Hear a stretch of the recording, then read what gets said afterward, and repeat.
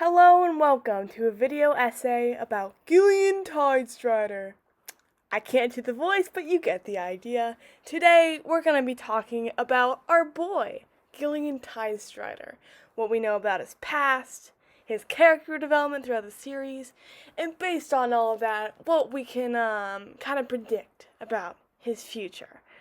Without further ado, let's get into the video. So we can't have a D&D story without a tragic backstory, and of course, that is what we have with Gillion. So what we know about Gillion is that he was taken away from his home at a young age, and he was taken to the palace where he was trained by the elders to be the champion of the undersea hero of the deep, as he was born, as he was destined to do. Destiny, And this was clarified, expanded upon in the recent episode 79, where in Grizzly's recap, he states that Gillion had not seen his hometown since he was 5 years old, which basically means that Gillion was taken from his family and trained to be a weapon at fucking 5. Yeah. That's tragic, alright. That's really sad.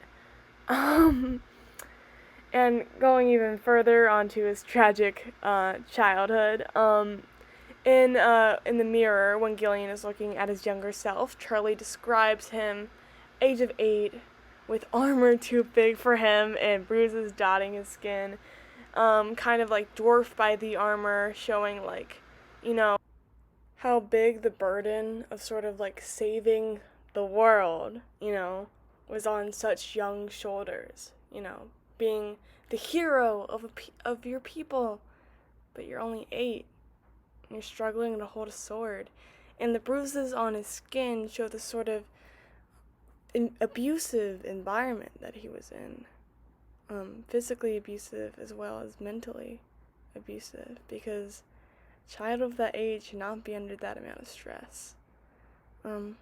And he was completely isolated in this environment. His parents didn't come to see him. His sister, Eden, as we know, came to see him.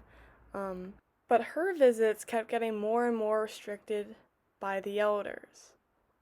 So most of the time, Gillion had no one except Pretzel, his frogtopus. Now let's delve a little more into that training that he experienced. And guys, can you believe it? It gets even more screwed up. Whoop-de-doo. Okay, so basically in the last episodes, when Gillion fell into the goddamn void, as you do, we got sort of flashbacks back into his past, back to his trials with the elders, what the elders put him through. And before we go any further, I just want to say, in this video essay, we hate the elders. In this video essay, oh my lord. If that wasn't already clarified, we do not like the elders in this household. Okay, so trial number 1, Gillion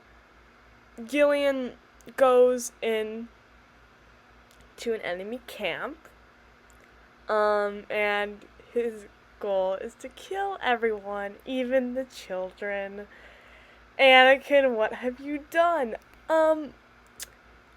It's implied that he kills children. He doesn't actually kill children, but it's implied he kills children. Yeah, and this is sort of the elders teaching him good and evil.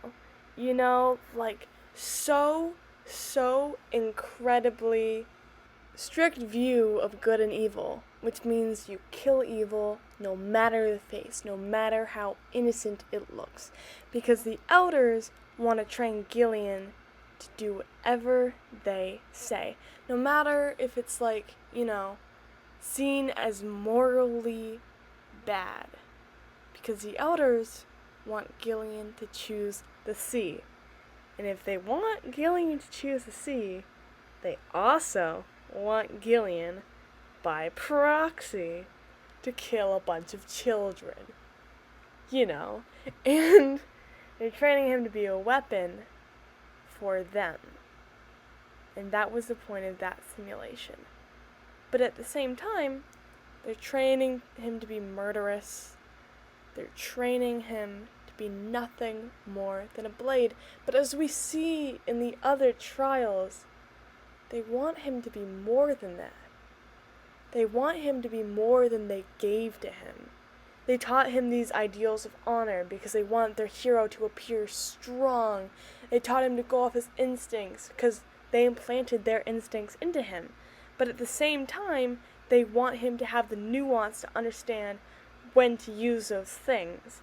Like when he's fighting evil Gillion, he has to know, he has to know that, not every time is honor important. Sometimes things are more important than pride. And sometimes you have to spare some people. And sometimes, what was the other thing I said in the PowerPoint presentation? And sometimes you have to be more prudent when attacking, like think all options. But that's not what they trained him to be. They trained him to be a weapon, as Gillion has said himself. But they expected him to be something much more than that, which makes no logical sense. Because he was trained since age 5 to be whatever the elders told him to be. Since age 5, that's his only influence. They isolated him from everything else. And they expected him to know more. They expected him to somehow be better than they were, in some sense. Because they wanted him to be more than what they were teaching him. They wanted him to come out of the woodwork, some amazing hero that was prophesied on the walls. They didn't take into account that they were the ones shaping this hero. Because Gillion wasn't born in Mosaic. He was a child looking for approval. Now let's move on from that depressing topic to a less depressing topic. Don't get me wrong, this topic is so depressing, if you consider the implications. And you always have to consider the implications, okay? Always, every single time. So, Eden Tidestrider, as we all know, is Gillion Tidestrider's older sister. The only one who visited him throughout his time in the palace. His parents are ambiguous, and I guess, they didn't want to visit him, which is really messed up, but we haven't gotten exposed to that trauma in the series, so right now we're only focusing on Eden. And so Eden, throughout Gillion's entire time at the palace, throughout his training, Eden was his only constant, his only thing that he could hold on to, his buoy in the storm. Because the elders' opinions of him were always capricious, they were always varying. He was either the biggest disappointment or someone who earned the slightest upturn of the lips, slightest smile from them, maybe. And so Eden was all he really had. And throughout his time, Gillion viewed his greatest sin, still views his greatest sin, as hating the elders, as hating what they put him through, of knocking him down again and again, only to make him get back up again and repeat the cycle. And he hated it, and he hated training. But he felt alone in this. Because again, as I've said before, he was isolated. He was isolated in this environment, and he had these expectations, and he was expected to meet these expectations. And nobody told him otherwise. So his hatred, his doubt, it was kept repressed inside, and he felt like he was wrong about it, because everyone around him was saying the exact opposite. Saying that he had to be this champion, that not only what he was going through was right, but it was righteous. It was righteous. And so Eden is very important to Gillion because she helps justify his doubt. She gives voice to the injustice of it all, because he can't do that himself, because he can't question the elders. Because if he does, if he was able to stutter even a little bit of doubt, muster a little bit, he would be brutally punished. And I don't even hesitate to think that, based on just what they did to him in their normal training. Him giving doubt to the elders, of course he would be brutally punished. And it's not even that, it's just like having to go through this abusive environment. He can't go through it believing it's all for nothing. He doesn't have the strength to do something like that. But he needs Eden. He needs her to tell him that what they're doing is wrong, and he needs her to tell him that he deserves more than that. He needs her to care for him because he can't care for himself. At least he couldn't at that moment. Because Gillion, in that situation, he could not care for himself. And this is where the theme of sacrifice that we see throughout the entire series with Gillion, this is where it originates. Gillion, in training to become a champion, he was expected to sacrifice his wants, his own needs again and again to fulfill what the elders wanted of him, to train hours and hours, to fail over and over again, to get knocked down over and over again, to, become physically hurt over the trials that they put him through. He was always expected to sacrifice. And Eden told him that he did not have to do that. And Eden showed him that he could be worth more than that. And even though at the time he did not believe it, it gave him the start to become who he is now. Now, I'm going to address that character development later. I know this video is already pretty long, longer than I thought it would be. I didn't know how long I could rant about Gillion Tidestrider. But here we are. Now, let's fast forward to recent years. I have a little fan theory on Eden Tidestrider, okay? I have a little fan theory going. So, we all know Eden hates the elders. She hates them for what they did to Gillion. I mean, it's expressed in the little flashback we had. I don't even know what episode, way long ago. She expresses it when she meets up with Gillion for the first time in years, and it's like she's like, they didn't tell me what that they banished you. They just did so, and they did not tell me that you were gone. And she expresses this disdain towards them. Gillion's still trying to defend them because that's what he was trained to do, and it couldn't have all been for nothing. But Eden hates the elders. And what else do we know about Eden at this current point in time? She is working with the Navy. And of course, she's supposed to be undercover for the pirates, helping the pirates by infiltrating the Navy. But I don't think that's the reason why she's with the Navy. I think she wants to use the Navy to get revenge on the elders. I think she wants the Undersea to suffer, or at least the part where she lived in, because of what they put her little brother through. And if this is true, this would be absolutely devastating for Gillion, his own sister, turning to the quote-unquote dark side. So that would be awful for him, just saying. And this is just a fan theory, obviously. But if I'm right, all of you have to put little applause emojis in the comments for me being so correct about this. If not, you can scorn me. Say, you are so dumb and stupid and dumb and dumb and dumb, and say that in the comments if I'm incorrect. But I have a feeling here.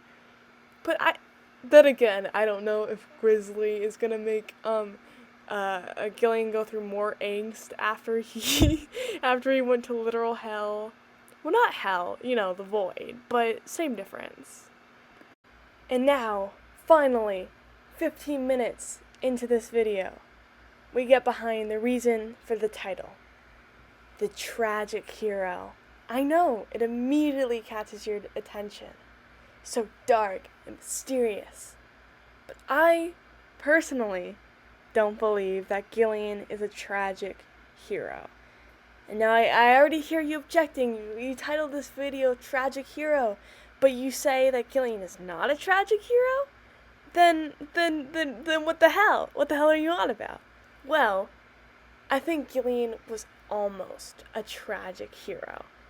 He very nearly was one. And I say the only reason he is not one is because of his character development throughout the series. And I feel like if we analyze what he could have been, we can better appreciate what he is now. But before we go into that, let me just explain to y'all what a tragic hero is, in case you don't know. Basically, a tragic hero is basically, they start off the story like high elevation in society, which makes sense for Gillion. He is, champion of the industry, hero of the deep, bazinga. You get it. High elevation in society. They have this fatal flaw. And then they have this reversal of fortune caused by this fatal flaw. Normally there's some chaos in society, and the tragic hero dies, and then peace is restored. Everything's good again. Tragic hero typically comes from Shakespeare, but we're not going to go into that because we're talking about a fish man, and I don't want to include Shakespeare, okay? Alright. Anyways. So, Gillion, champion of the undersea, hero of the deep, 100 other titles, whatever. Basically, I believe his tragic flaw would be his desperate need for some sort of approval, because that is what has shaped Gillion his entire life. You could say his pride is one of his flaws. All the things he faced in the trials, those are his flaws.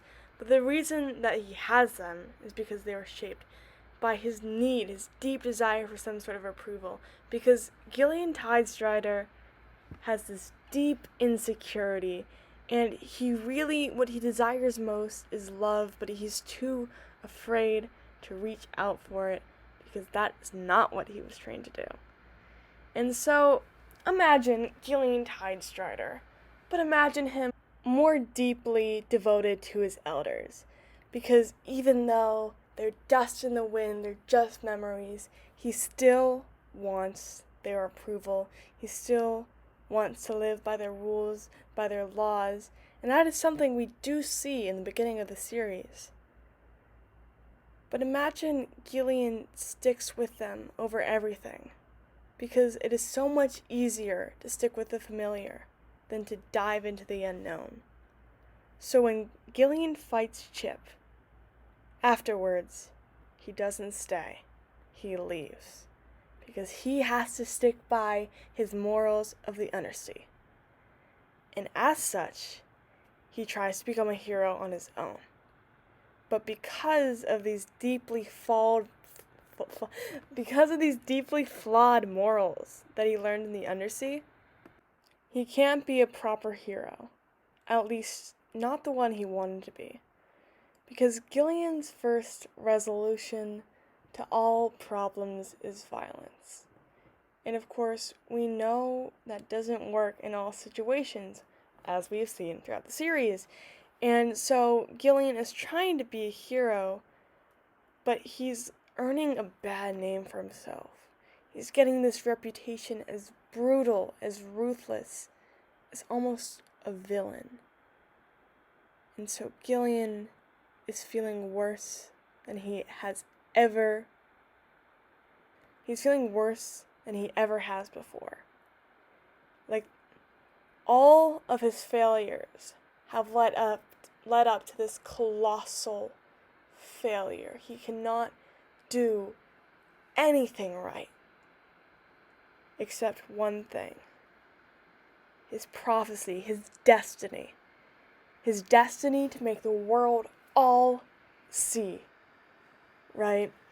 And so He searches out this choice, and he finally finds it. And he finally finds it, and guess who's there to stop him from making it? Chip and Jay. And all the other pirates and all the other people, because they don't think Gillion is a good person. Not from what he's done, and not from what he's planning to do. And so, maybe they outclass him with swords. Maybe Gillion lets himself fall. Maybe before he dies, he realizes all the things that went wrong in his life and how the elders were wrong. But in the end, Gillion would still die. He would be a tragic hero, and in the end, if there's no chosen one, there's no one to make that choice, and everything is restored to the way it was. And that's what Gillion could have been. And that's what he almost was. But instead, he had two very important people in his life that changed his destiny forever. Because Gillion, at the start of this series, was rather ruthless. I think we can all agree on that. I mean, Chip and Jay have their no-kill policy. I mean, Gillion was murdering goblins left and right. He had no qualms about it. In fact, he even kind of wanted to fight. He wanted to kill. He wanted to prove himself a hero. But that has changed.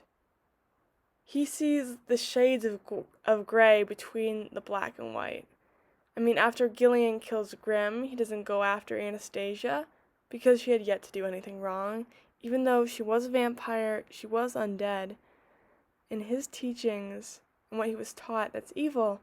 And he didn't go after Alslana and her sisters, even though they helped the Empress. He doesn't kill the king of Edison Kingdom, no matter how much pain he caused. He doesn't hurt Jay after she almost killed him.